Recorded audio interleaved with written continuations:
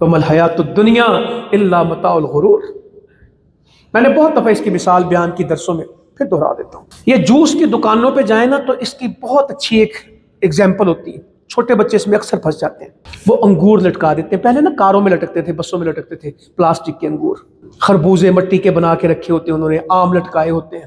Fruit کی بعض دکانوں پہ نا بہت پلاسٹک کی چیزیں پڑی ہوتی ہیں، بچے کہتے ہیں یہ پھل ہے، تو سیانا کہتا ہے بیٹا یہ پھل نہیں ہے، یہ دھوکہ ہے۔ بچے کو معلوم نہیں، وہ تو اس کو سمجھتا ہے یہ انگور اصلی ہیں، وہ پلاسٹک کے نہیں ہیں، مگر ہے دھوکہ ہی۔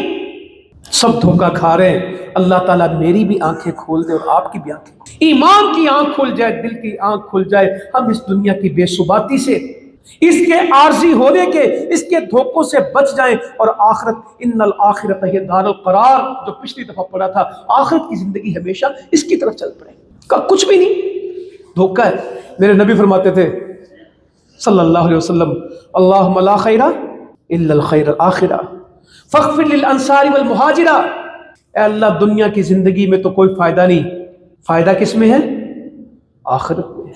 اے اللہ میرے انصار بخش دے، میرے مہاجر بخش دے۔ اللہم لا خیر الا الخیر الآخرہ، اے اللہ دنیا کی زندگی میں تو کوئی خیر فائدہ ہے ہی نہیں، الا الآخرہ، آخرت میں فائدہ ہے۔ اللہم ان العیش لا عیش آخرہ فاغفر للانصار والمہاجرہ۔ خندق میں پیٹ پہ پتھر بندے تھے اور کہہ رہے تھے اللہم ان العیش لا عیش الا الآخرہ، اے اللہ دنیا کی زندگی تو کوئی زندگی نہیں، اصل زندگی کون سی ہے؟ آخرت کی۔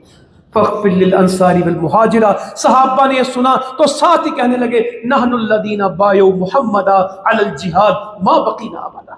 اگر یہ زندگی نہیں، ہم نے پھر کیا کرنا ہے؟ ہم آپ کے ہاتھ پہ بیعت کرتے ہیں، لڑنے کے اوپر، جہاد کے اوپر جب تک باقی ہے یہی کریں گے۔ پیٹوں پہ پتھر بندھے تھے، میرے نبی نے بشارت دی تھی دنیا کی زندگی نہیں، آخرت۔